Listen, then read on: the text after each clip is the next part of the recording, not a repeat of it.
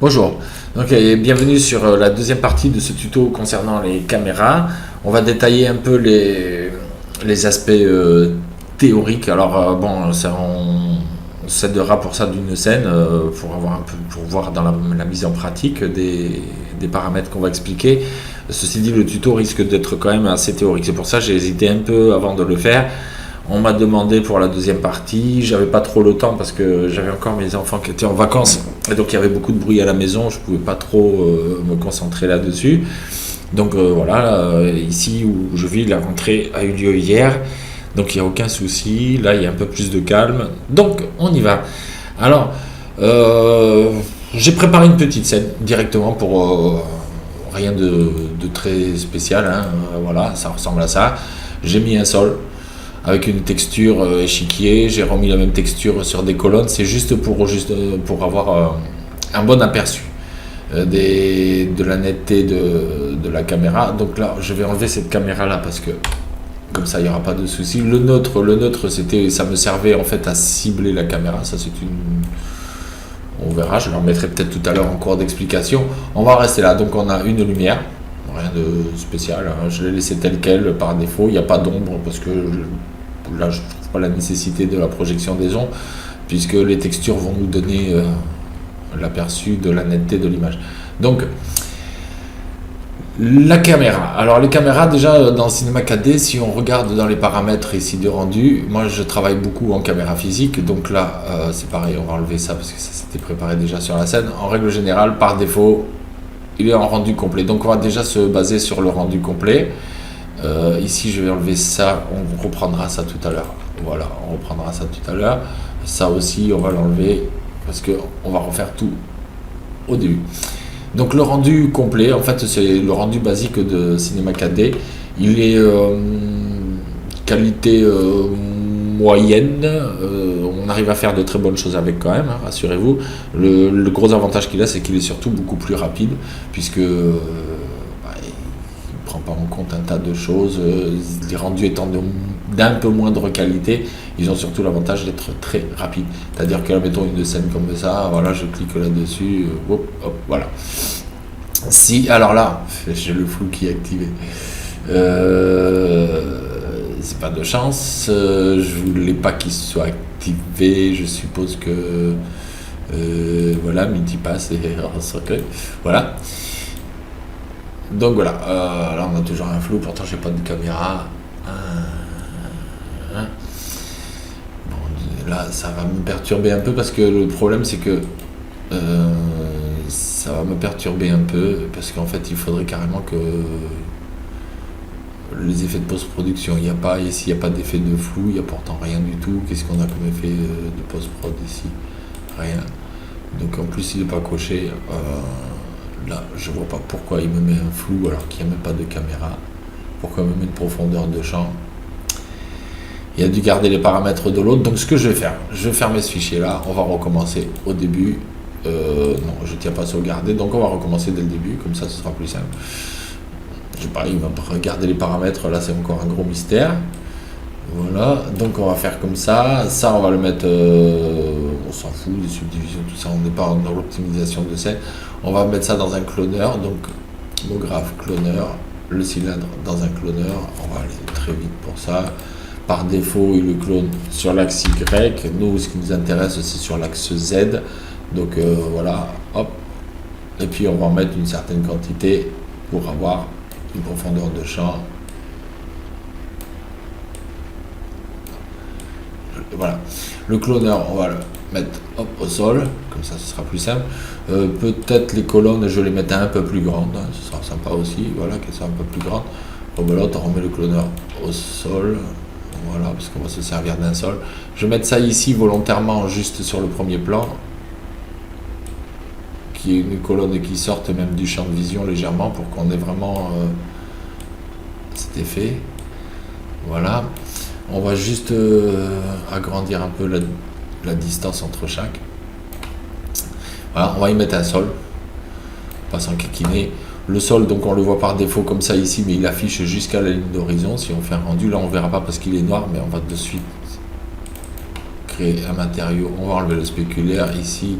dans la couleur, on va aller voir dans les surfaces échiquier. On va augmenter un peu la quantité au pif, hein. Je fais pas dans la dentelle. Voilà, hop, et hop. Donc là maintenant, si je fais un rendu simple, mon sol n'apparaît pas. Mon sol n'apparaît pas parce que déjà je vais mettre une petite lumière, ce qui ne sera pas du luxe. Ceci, hop. Voilà. Oups. Voilà. Donc on a bien le sol qui apparaît. Là toujours pareil. Je me retrouve avec ce flou là. Bon. On va considérer que c'est pas normal, mais qu'il a envie de me le faire comme ça. Je sais pas ce qui lui arrive. Bon, normalement ça devrait être net jusqu'au bout, mais bon, effectivement, vu que ça va loin, nous, ce qui va nous intéresser de toute façon, on va travailler sur les profondeurs de champ comprises entre le premier et le dernier piqué. Au-delà, au-delà c'est quand même bizarre, ça m'embête un peu qu'il y ait ce flou là. Je comprends pas pourquoi il me fait un truc comme ça. Normalement ça devrait être net jusqu'au bout.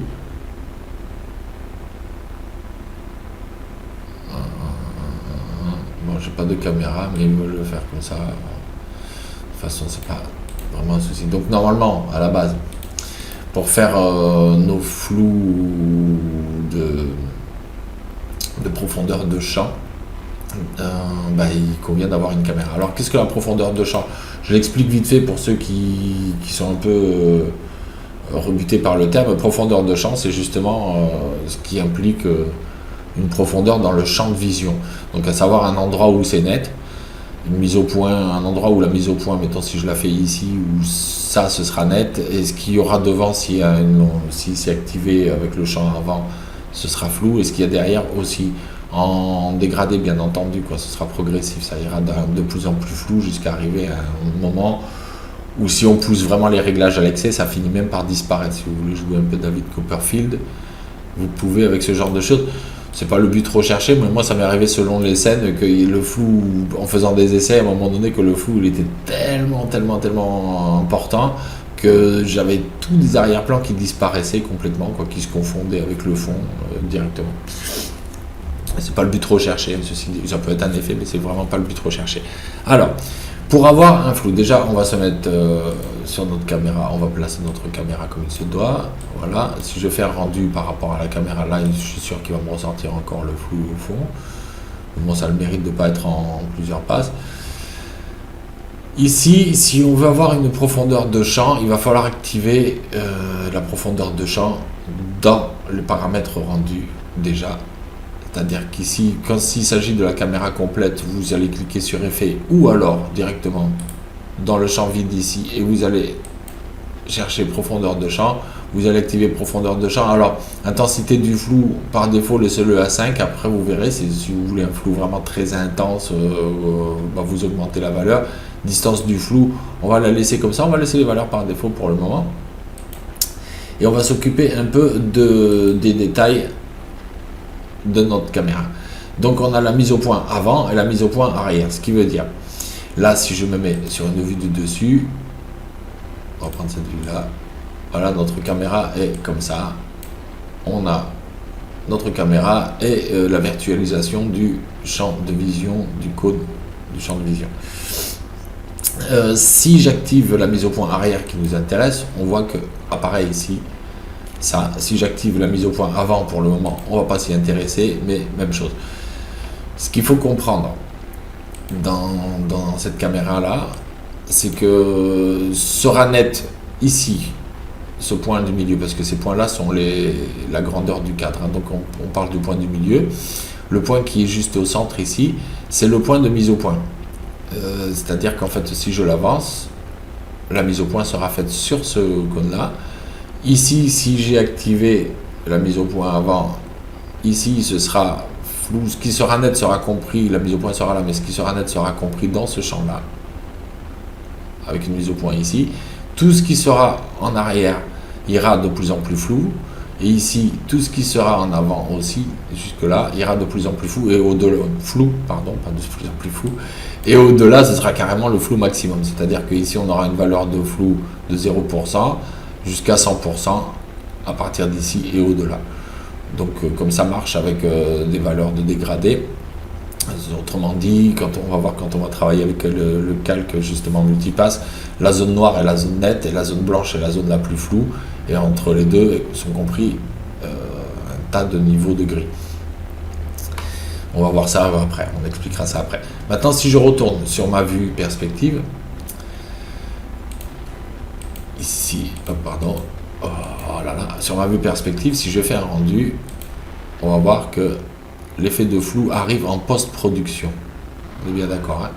Donc c'est un effet avec la caméra standard de cinéma 4D, c'est un effet de post-prod qui arrive après. Donc on a dans un premier temps une image qui est nette, et dans un deuxième temps le flou. Alors là, on a bien le flou avant, le flou arrière qui va de plus en plus flou, et la mise au point qui est faite sur cette partie-là. Donc on voit bien que ça n'implique pas un seul cylindre, mais bien tous ceux qui se retrouvent dans le champ. Si on compte, on a 1, 2, 3, 4, 5.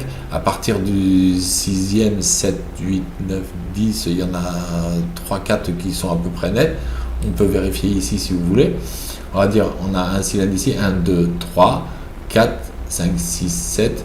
Voilà, à partir du 7e, 1, 2, 3, 4, 5, 6, 7. C'est celui-là où la mise au point. On peut vérifier. Comme ça, on va refaire un petit test rendu. Alors évidemment, hop, ça arrive après. Alors selon les valeurs de flou que vous aurez, ce sera plus ou moins long au niveau de la post-prod. 1, 2, 3, 4, 5, 6, 7. Donc on voit bien ici effectivement que c'est net. On peut hésiter entre ces deux-là parce que justement c'est les deux compris entre le champ, tout ce qui est dans le champ de netteté qui est net, et puis après ça va de plus en plus et c'est exponentiel en fait. On voit bien que là, ici, les flous, la différence entre celui-là et celui-là est assez minime, et puis petit à petit, après ici, on ne voit pas trop s'il y a une grosse différence d'évolution. Je peux vous assurer qu'il y en a une très grosse. Ça, c'est pour la caméra standard. Donc là, il n'y a pas de souci. En règle générale, on se sert de ça. Moi, j'ai tendance à m'en servir plus en mise au point arrière et à laisser le premier plan net.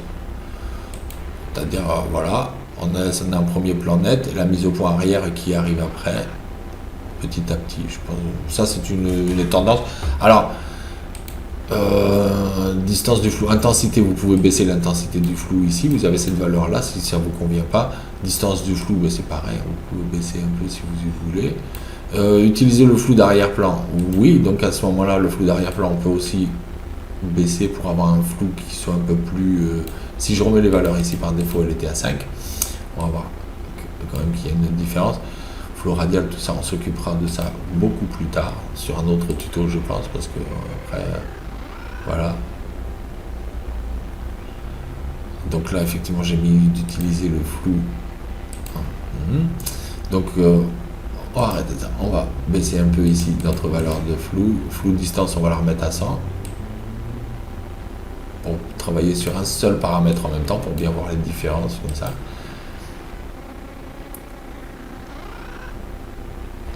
Sont pas évidentes, mais on voit qu'ici le flou est un peu moins prononcé, que la progression est beaucoup plus douce. Il vaut mieux travailler avec des valeurs un peu plus faibles ici et pouvoir gérer. Je trouve que c'est bien d'avoir une progression un peu plus douce. Après, c'est voilà, au bon vouloir de chacun. On va exagérer, on va mettre à 22. C'est juste pour voir sur quoi ça agit.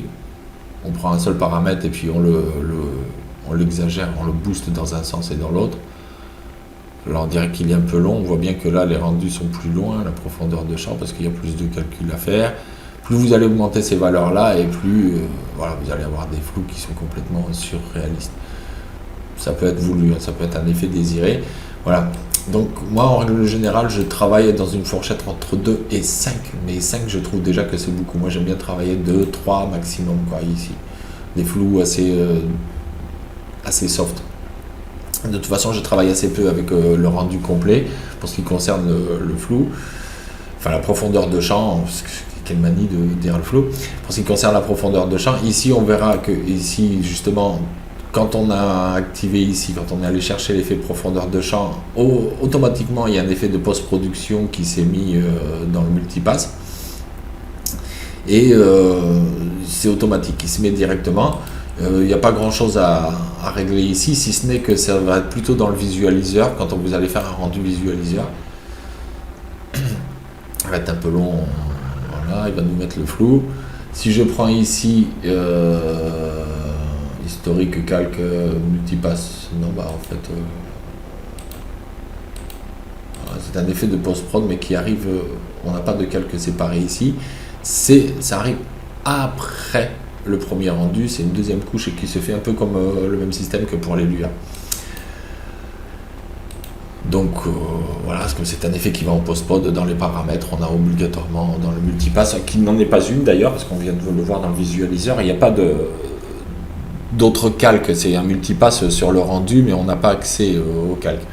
En revanche, si cette caméra-là, on passe sur un rendu, dans les paramètres, on passe sur un rendu physique, on va mettre une caméra physique. Là, par contre, on va enlever cet effet de post-production, on va le virer. Voilà.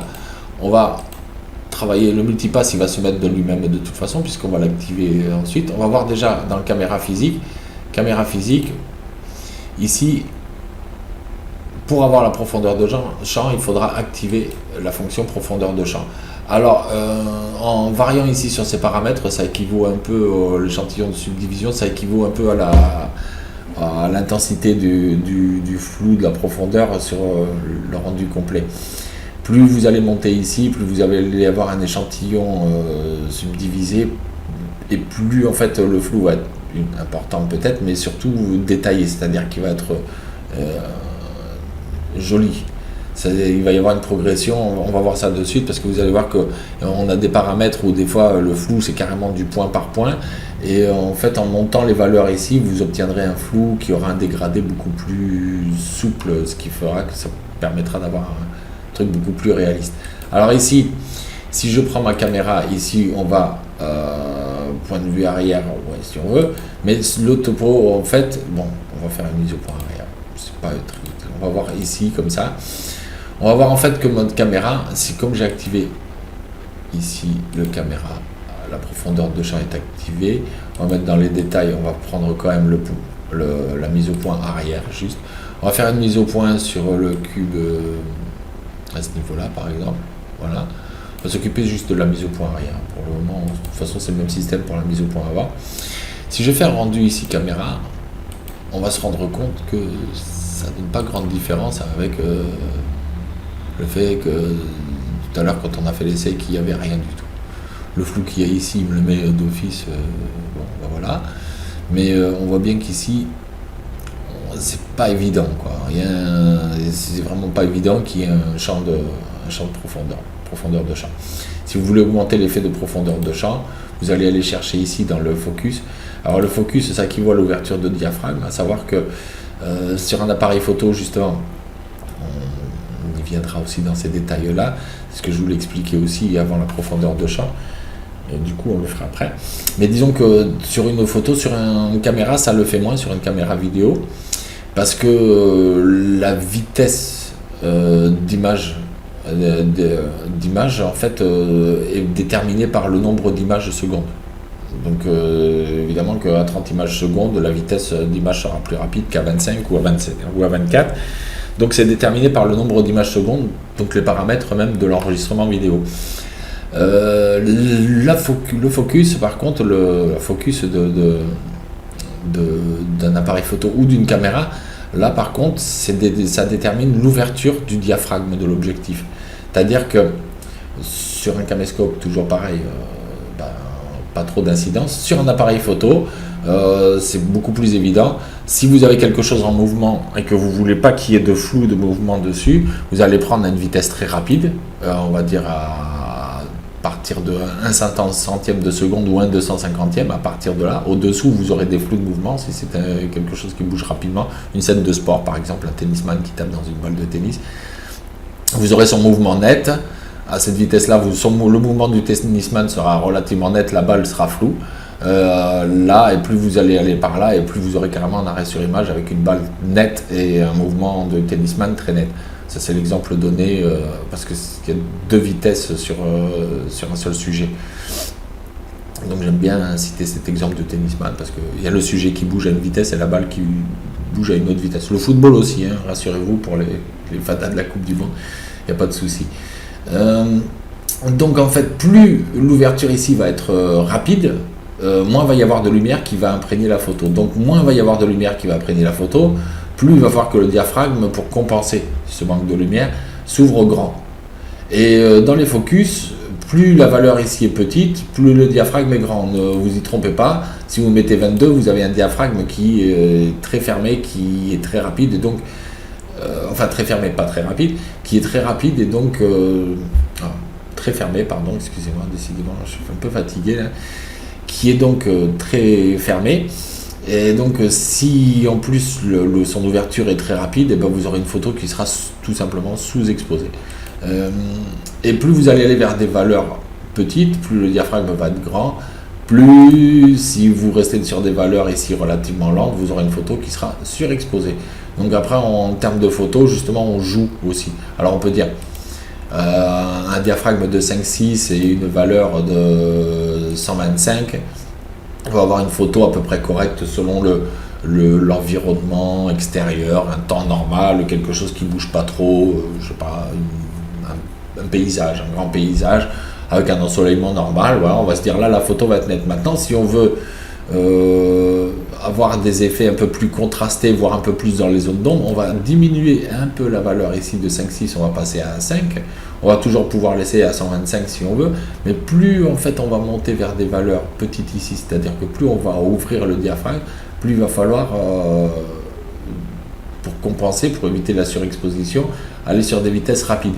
Dans l'occurrence, si vous voulez déboucher certaines ombres sur une photo, il vaut mieux descendre sur les vitesses et justement avoir des vitesses, en fait descendre dans les valeurs de vitesse, donc sur des vitesses plus lentes, et donc à ce moment-là augmenter l'ouverture, fermer un peu plus le diaphragme, c'est-à-dire qu'à ce moment-là vous irez passer vers 6 ou 7 et vous mettrez ici sur une valeur de 1/60, vous allez bien déboucher les ombres. Si on prend après sur des valeurs carrément en secondes, on peut faire des photos de nuit, en pleine nuit, et qui sembleront être en jour. C'est les photos qu'on voit de ville où quand il y a les voitures, il y a juste les traînées rouges des feux arrière et les traînées jaunes des feux avant. Et même si elles sont prises en pleine nuit, on a l'impression que le ciel est bleu. Généralement, c'est des temps d'exposition très longs avec une ouverture relativement moyenne, en l'occurrence là, parce que les photos sont prises dans le noir. Mais le principe est expliqué, là on va voir. Maintenant on va retourner sur notre profondeur de champ parce que c'est surtout intéressant pour les rendus. C'est surtout ce qui va intéresser beaucoup de monde, je suppose. Si vous ne comprenez pas trop ce que je viens d'expliquer par rapport au rapport focus, vitesse, il y a un tas d'autres paramètres qui rentrent en compte. Il y a la sensibilité de la pellicule aussi qui rentre en compte. Là, on est par défaut sur du 200. Si je coche ici, on est sur du 200 ISO. Plus on va monter dans les ISO, plus la pellicule va être sensible à la lumière. Donc, toujours pareil. Rapport ouverture, vitesse, sensibilité intrinsèque en fait de la pellicule à la lumière, mais plus on va s'exposer à du grain. Donc après c'est à voir. Voilà, je pense que 200 c'est assez standard, c'est ce qu'on trouve en règle générale, 200 ISO. Donc c'est pour ça que par défaut il est mis sur cette valeur là. Notre profondeur de champ en caméra physique. Donc là, en fait, on voit une chose, on voit que rendu, pas terrible. Il n'y a pas beaucoup de profondeur de champ, c'est pas vraiment le top. Il ne se passe pas grand-chose. Même en post-production, on voit bien, il n'y a pas d'effet de post-production qui sont calculés. Le rendu est terminé, ici, il n'y a plus de barre d'évolution. Donc ici, il va nous falloir travailler, mettre en deux choses, en fait. Alors, on peut effectivement dans les détails ici, dans le rendu physique ici, mettre une valeur, on va exagérer, je vais mettre une valeur à 1. Là on va voir que ça change rien du tout, toujours pareil. Bizarrement sur le focus en fait sur la caméra physique joue aussi sur la profondeur de champ, donc je vais repasser sur une valeur de 5,6. Et ici dans les paramètres de rendu, on active bien profondeur de champ. Là je laisse comme ça par défaut pour le moment. Ça c'est pour avoir quelque chose de plus plus progressif, d'affiner un peu le nombre de subdivisions. De toute façon, échantillon, subdivision, on retrouve le même genre de paramètres dans l'ambient occlusion, etc. Ça permet justement d'échantillonner, de subdiviser beaucoup plus la progression, donc d'avoir une progression qui est plus douce. Hein. Donc voilà, ça c'est fait. Et ensuite ici dans le multipass. Alors quand vous travaillez avec la caméra physique, le mieux c'est de travailler avec le multipass, parce que le flou en fait va se travailler en post-production le plus souvent si c'est une image fixe avec des logiciels comme Photoshop, et si c'est des séquences vidéo avec des logiciels de montage vidéo ou d'effets vidéo, donc à savoir After Effects ou d'autres dans le genre. Là, il va nous falloir donc une image RVBA, donc ce qui veut dire l'image, là s'il y avait des couleurs, c'est en noir et blanc, mais c'est-à-dire c'est l'image elle toute seule, et on va mettre l'effet profondeur ici. Donc là ici on se retrouve avec le multipass, voilà, RVBA et profondeur. On est en rendu caméra physique, on va faire un rendu dans la fenêtre ici, pour voir ce qui se passe. Il ne se passe pas grand chose, on est bien d'accord. Voilà. Si je monte ici maintenant à 1,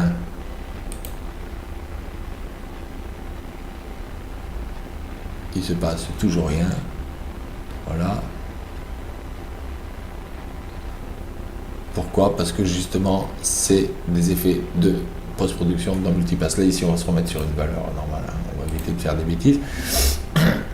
Dans les détails ici on a la mise au point avant, mise au point arrière, donc on peut regarder aussi ici justement de faire une mise au point. Alors moi ce que j'aime bien aussi pour les mises au point, pour bien les maîtriser, mes mises au point, c'est que la plupart du temps je mets de DA neutre. À ma caméra je mets un tag cible, et dans cette cible là ici, comme on me demande quelle est la cible, je mets mon neutre, ce qui fait qu'en fait en bougeant simplement mon neutre, ma mise au point se fera automatiquement sur un objet, à savoir que dans la caméra ici, ça ce sera ciblé, mais dans la caméra physique ici, objet, on aura ciblé un objet, oui, et là normalement si je bouge mon neutre, on va voir que la mise au point ici se fait automatiquement, donc le point ici de netteté se fait automatiquement en bougeant l'objet, ce qui fait qu'en fait si mon nul je le bouge, j'aurai toujours en fait, ça c'est pour mettre en évidence un objet qui peut être enfant du neutre, ou alors justement pour pouvoir faire évoluer plus facilement, beaucoup plus facilement un effet de profondeur de champ qui serait net ici, puis petit à petit qui deviendrait flou si on active la profondeur de champ avant, et en fait la zone de netteté qui progresserait au fur et à mesure pour mettre en évidence différents sujets d'une même scène. Moi je veux bien m'aider d'un petit neutre pour ça. Là, voilà. Donc ma mise au point est faite sur mon neutre, ici. Si je fais un rendu comme ça, on a vu que ça faisait pas grand chose. Un rendu dans le viewport, on voit bien que ça change pas grand chose, qu'il soit ici comme il était au début ou plus loin, ce sera la même chose. C'est à partir du moment où on va faire un rendu dans le visualiseur ici. Ici je vais me mettre sur image déjà dans un premier temps. Donc évidemment là c'est un peu plus long, hein. Le rendu est un peu plus long, c'est logique. En revanche, si je viens ici, que je me mets sur les calques, que je vais voir sur multipass, ici, si je fais ici, voilà, on va voir que ici on va avoir un calque qui est en noir et blanc. Alors si j'avais activé la mise au point avant, il y aurait une partie blanche aussi ici et puis un dégradé. Là en fait ce qui est noir c'est net, ce qui est blanc c'est c'est flou. Jusqu'à donc avec là, une progression ici relativement petite, mais bon, ça c'est dans les paramètres au niveau de la caméra. On a un champ qui est relativement petit. Là si j'enlève ma cible, je vais plutôt dans ma caméra enlever ça, cet objet ciblé, voilà. On va juste à ce moment là mettre le champ ici beaucoup plus grand, de façon à avoir une variation beaucoup plus importante. Voilà. Comme ça, la progression sera plus lente. On va faire une mise au point un peu plus par ici. Et on va aussi activer la mise au point avant. Qu'on va mettre, ouais, bah pourquoi pas ici. Voilà, on va la mettre un peu plus large. On va juste prendre ça. Alors donc, on aura un point net 100%, celui-ci. Net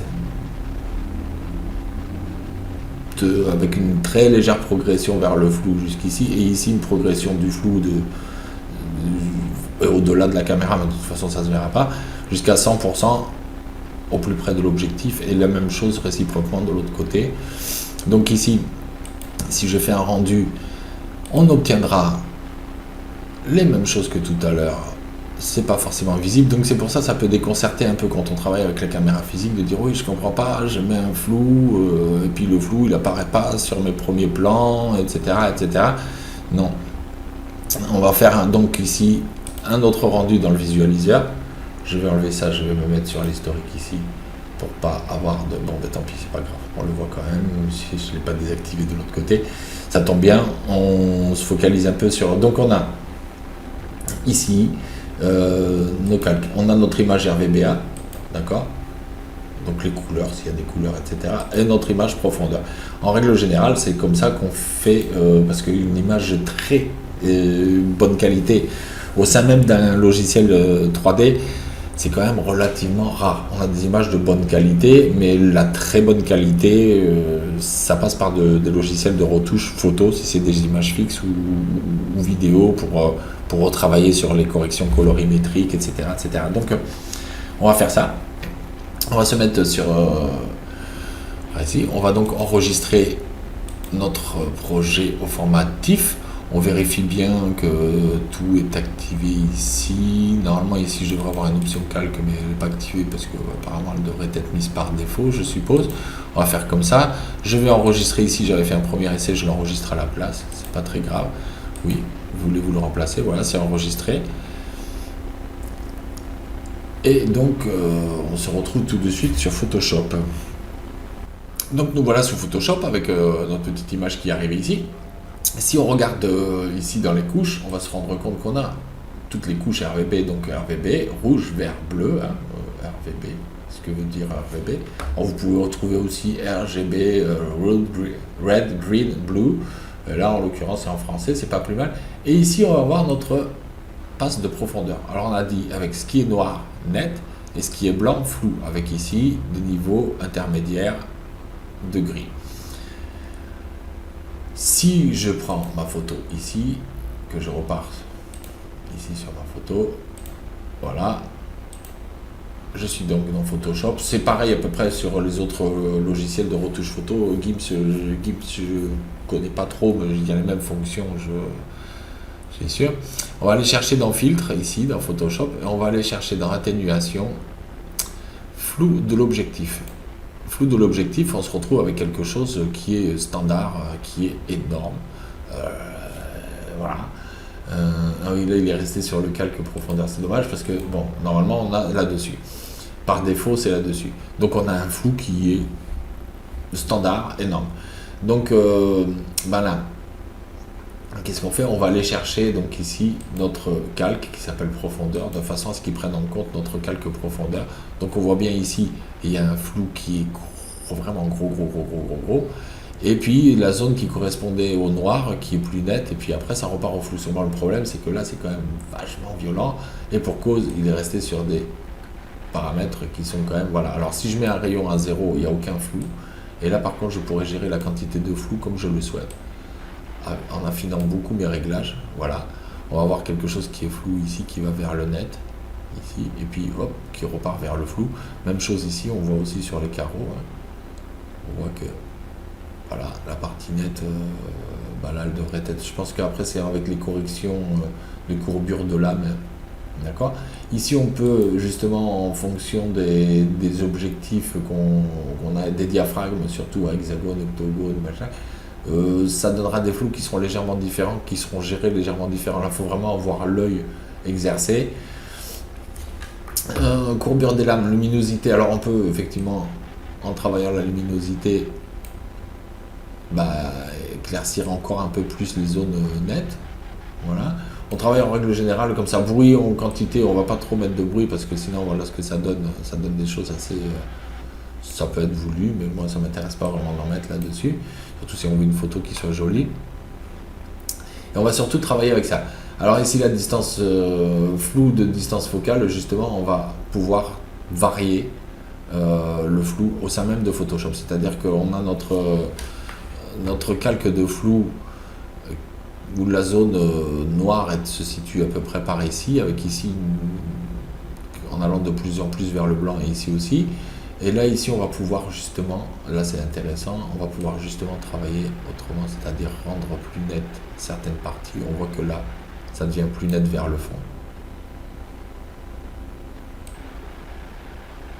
On voit qu'ici aussi on a quelque chose qui est plus net dans ce champ-là, c'est-à-dire qu'en fait on va pouvoir travailler, décaler en fait les zones noires et blanches de façon à modifier le flou. Ce qui fait qu'au sein même de votre soft de retouche photo, vous allez pouvoir travailler la mise au point différente. On voit bien là l'évolution, je ne sais pas si vous la voyez bien, les traits là, sur votre écran, mais on voit bien l'évolution de la zone, comment elle évolue. Alors effectivement c'est net ici, c'est flou là-bas. Donc là on a carrément mis une zone noire plus vers l'avant et ça va directement vers le blanc comme ça. Alors après vous validez pour OK ou quoi. Donc en fait d'avoir une profondeur avec deux champs avant et arrière, on peut très bien retomber sur une profondeur et qui est complètement haute. Alors là ce sera le réglage par défaut du calque et plus on va aller. C'est pour ça que normalement moi en règle générale je mets juste la profondeur de champ arrière et après je travaille en fonction de si je veux mettre une profondeur de champ avant, mais généralement je préfère avoir un avant-plan, un premier plan assez net et un arrière-plan assez flou. Les premiers plans flous, c'est vraiment genre vous avez pris un personnage qui est à 3-4 mètres derrière un arbre et puis il y a une grosse feuille qui est juste devant, et ben elle sera floue, mais voilà, c'est vraiment pour dire. Alors une fois que vous êtes content du résultat, ben vous mettez sur OK et votre photo sera travaillée telle qu'elle dans votre logiciel de retouche d'image. C'est assez rare quand même de faire des rendus finaux complètement terminés sur des logiciels de 3D. Ce qui se passe avec les logiciels de 3D, c'est que on modélise, on fait des rendus, on travaille sur les matériaux, mais en règle générale, les très belles images sont toujours retouchées sur des logiciels tiers. Voilà, donc c'est ce qu'il faut retenir. J'espère que j'aurai apporté quelques éléments de réponse pour ce qui concerne les caméras. J'avais préparé pourtant un petit bonus, mais en fait je l'ai pas validé parce que sinon on va partir sur du très long tuto et comme c'est assez théorique, c'est assez long, j'ai pas trop envie d'enquiquiner tout le monde. Moi le premier d'ailleurs. Et bon voilà, j'ai pas trop fait, mais bon, pour revenir sur ce qu'il y avait la dernière fois, on va prendre un nouveau projet. J'avais fait des essais avec c'était un plan, ouais, c'était un plan plutôt, un plan que j'avais mis comme ça, ombrage de coraux pour voir le truc, j'avais fait des subdivisions un peu moindres, on va faire comme ça, et on va les rendre éditables. Ensuite j'avais pris quelques faces par-ci par-là, une, deux, après une, deux, une comme ci, une comme ça. Enfin bref, j'avais fait un semblant d'urbanisation. On avait extrudé ça, voilà. On a fait un semblant d'urbanisation et je faisais passer un avion entre les immeubles qui suivait une spline. Donc après, comme j'avais expliqué pour les suivis de caméra et tout, vous n'êtes pas obligé non plus de mettre la caméra sur la spline, vous pouvez mettre un neutre. C'est bon, du coup je me retrouve à le faire, c'est pas grave. On va faire comme ça, donc là on a une visualisation de nos immeubles qui sont extrudés. On va prendre une spline comme ça, voilà, donc là c'est terrible. J'aimerais quand même qu'on puisse voir mon plan avec ses faces. Bon, c'est pas grave. Bon, on va se mettre sur cette vue-là. Ce sera plus pratique. On va prendre notre spline. Autre outil spline, on va prendre une spline linéaire, on va faire comme ça, ici, c'est pas le top, hein, mais bon. Voilà, et voilà. On va prendre toute la spline, on va la monter directement. Voilà. Alors là, on voit bien qu'il y a un souci, ça passe dans l'immeuble, mais c'est pas grave, c'était juste pour montrer. Ce point-là, on va donc le déplacer un peu par ici, voilà. Et puis on va faire, on va CTRL A pour sélectionner tous les points. Et on va faire une interpolation légère de façon à avoir des courbes qui sont plus sympas. Je mettais donc, on va mettre un cylindre plus petit ici, beaucoup plus petit. On va le mettre comme ça. On va réduire un peu son échelle aussi. Voilà. Voilà. Sur ce cylindre là, je mettais aligné sur la spline. Sur la spline, il fallait mettre la spline directionnelle, voilà. Tangente à la spline évidemment. Ah oui, bon, c'est pas grave, de toute façon, bon, normalement il était couché, il faut bien veiller à mettre justement les axes, à mettre le cylindre en fait. Si vous voulez qu'il soit comme ça, vous le mettez en plus Z, et voilà, comme ça il n'y a pas de souci. Si vous prenez ici votre évolution, position, vous allez faire bouger, ça va suivre la spline, voilà. Alors moi ce que j'avais fait un petit essai avec un neutre que je mettais ici aussi. Un objet neutre. Ce neutre-là, pareil, je recopiais. Vous pouvez directement recopier la chose. Ben voilà. Sauf qu'en fait, là, le neutre, du coup, il est recopié, il va bouger en même temps que notre objet. Si je bouge les deux, évidemment. Moi, le neutre, en fait, il était enfant. On va le mettre comme ça. Il était enfant du cylindre. Voilà. Mais il était légèrement décalé sur le côté et justement légèrement décalé sur l'arrière, et dans ce neutre là je plaçais ma caméra, voilà, avec un élément cible, et sur cet élément cible je mettais mon cylindre, ce qui fait qu'en fait quand je prenais mon cylindre et que je faisais évoluer ici ma chose, alors là évidemment on va se mettre en vue caméra, on va mettre initialiser PSR, voilà, évidemment, comme ça notre caméra est bien là, et en fait après en faisant bouger le cylindre par là, on se retrouvait avec une caméra qui suivait totalement notre avion. Alors chose évidemment c'est que ça reste très fixe sur l'axe, alors après vous mettez un petit facteur de vibration ici pour donner un peu plus de réalisme, et donc on avait quelque chose qui suivait exactement. Vous pouvez très bien choisir d'avoir la caméra en dehors de la ligne, quoi. On voit bien là du coup la caméra, si je regarde bien, elle est quand même décalée par rapport à la ligne. Elle va d'autant plus décalée que je vais placer mon neutre différemment.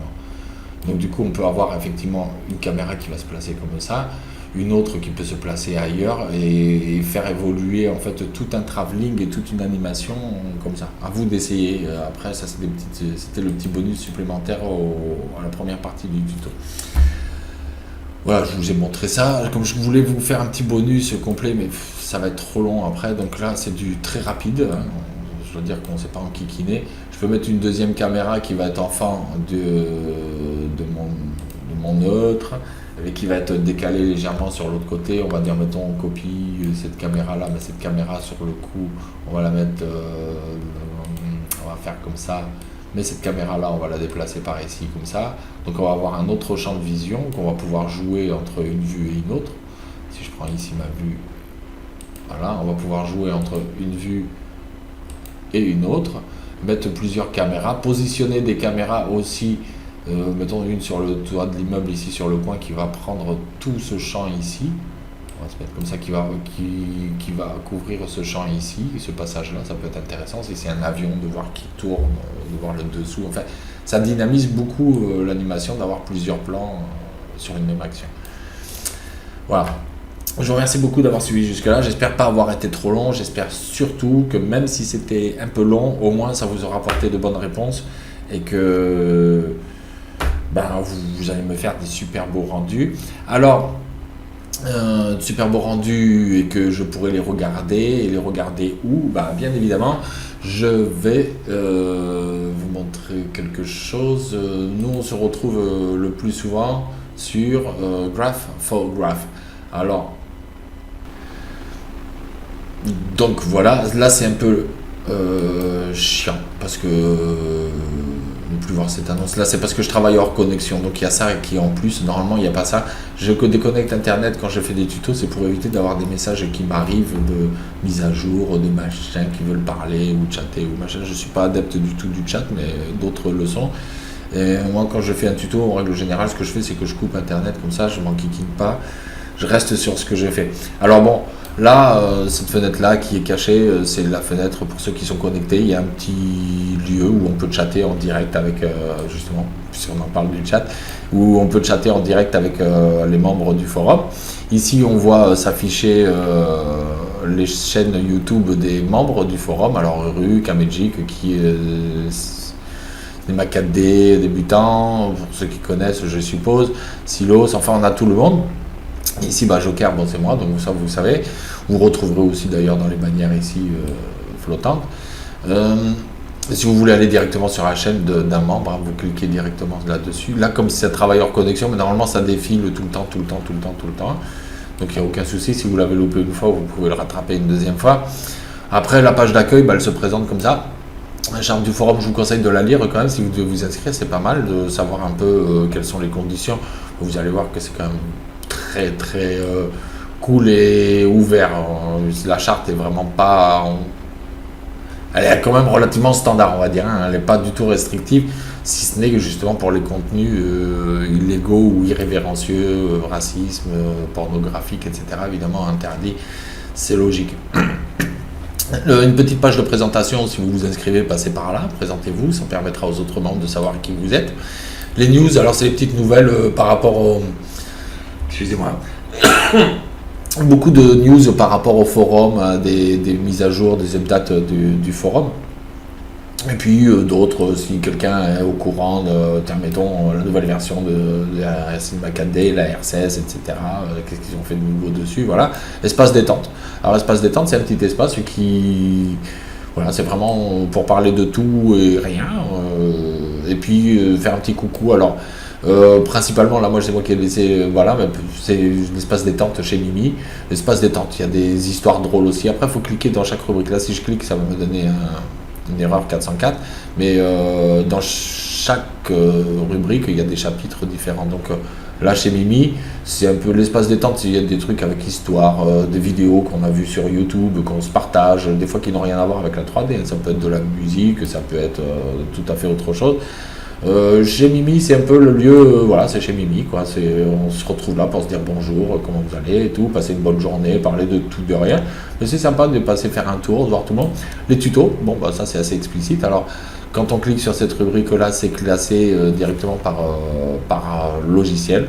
Alors, principalement Cinema 4D, mais il y en a sur Helpflow, il commence à y en avoir un peu aussi sur Photoshop aussi. Moi, prochainement, j'essaierai d'en faire quelques-uns sur After Effects aussi. Et puis, même s'il y a des plaires certains qui n'aiment pas du tout cet éditeur, je ferai peut-être 2-3 petites choses avec ces 3ds Max, parce que pour ceux qui l'ont ou pour ceux qui voudraient essayer, parce que vous pouvez très bien l'essayer en licence étudiante et tout, pour certaines choses, des fois il peut être bien pratique pour avoir des rendus. C'est pas qu'ils sont plus rapides que Cinema 4D, bien loin de là. Mais selon les scènes que vous aurez à faire, des fois, ce sera plus pratique de les faire avec. Moi, je vous le dis comme ça. Maintenant, je travaillais sur Cinema 4D. Hein, j'ai arrêté 3ds Max, j'ai décroché depuis quelques temps. Mais bon, ça n'empêche que je m'en sers encore de temps en temps. Voilà. Les projets de création, bah là, vous trouverez, ça porte bien son nom. Alors là, par contre, c'est classé par membre. C'est-à-dire que si vous cliquez dessus, vous aurez une autre page avec le nom des membres.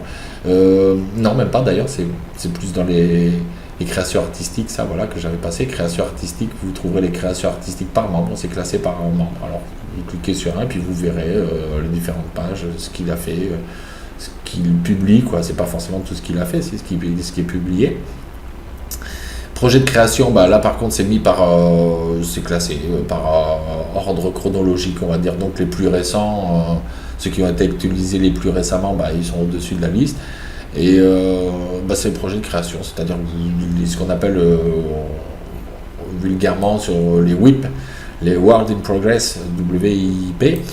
Et bah voilà, vous avez un travail, vous voulez faire modéliser une maison, vous commencez par poser le plan, pourquoi pas par faire le plan, par voir comment on apporte. Alors vous postez les évolutions de votre travail petit à petit jusqu'au résultat final, et puis au résultat final, pof, vous pourrez le passer dans la création artistique puisque vous estimerez que le résultat est fini. Question technique, bah, ça porte bien son nom, hein, voilà, question technique concernant le cinéma 4D, mais pas seulement. Ressources, alors ressources c'est là où on met un peu, quand quelqu'un cherche quelque chose et puis que les autres l'ont, bah, ils le mettent là, en téléchargement, c'est-à-dire tiens, t'as pas une texture de feuille de platane détourée, tiens j'en ai une, crac, hop, tu la mets là-dedans, et puis elle est à disposition en téléchargement pour la personne qui l'a demandé particulièrement, mais aussi pour les autres. Archives, on voit que... Alors moi, il y avait des ressources que j'avais mis dans les archives au départ, je m'étais fait un peu planter là-dessus, parce que je pensais justement que c'était bien dans les archives, et puis on m'a dit, bah non, ça se met dans les ressources, et du coup, je vois que dans les archives, il n'y a rien du tout. Alors là, bah, ce que je vous suggère, c'est, si vous passez par le site, bah, de voir un peu à quoi peut servir la rubrique archives. Je sais que les administrateurs du site vont regarder mon tuto, du coup, ils vont peut-être y répondre directement. À voir. Voilà, donc je vous conseille quand même de venir faire un petit tour sur ce forum. Vous avez l'adresse ici, parce que même si on ah non, et non, du coup il n'y a pas l'adresse, je travaille en hors connexion. Donc c'est Graph for Graph, forum actif. Vous trouverez ça en faisant une recherche sur Google, il n'y a aucun souci. Venez nous rejoindre, vous allez voir, c'est sympa. Les conversations partent des fois en vrille, en live. Mais bon, c'est toujours dans la bonne humeur et dans la correction. Et puis, bon, il y a quand même quelques personnes qui travaillent sur YouTube, sur les chaînes YouTube, qu'on vous retrouverez ici sur Graph4Graph, qui a quand même un avantage par rapport à d'autres forums, très bien, mais c'est dans la bonne ambiance, c'est un peu bon enfant, et puis c'est très bien comme ça. Il y a d'autres forums où des fois c'est beaucoup plus sérieux, on hésite à faire certaines plaisanteries parce que sinon ça peut être mal pris, on peut se faire mal voir. Donc moi ça m'est arrivé sur d'autres forums, je ne les citerai pas par discrétion, mais disons que c'est des genres de choses qui arrivent. Voilà. Merci de m'avoir suivi jusque là, et puis on se donne rendez-vous pour le prochain tuto. Ciao, bye bye.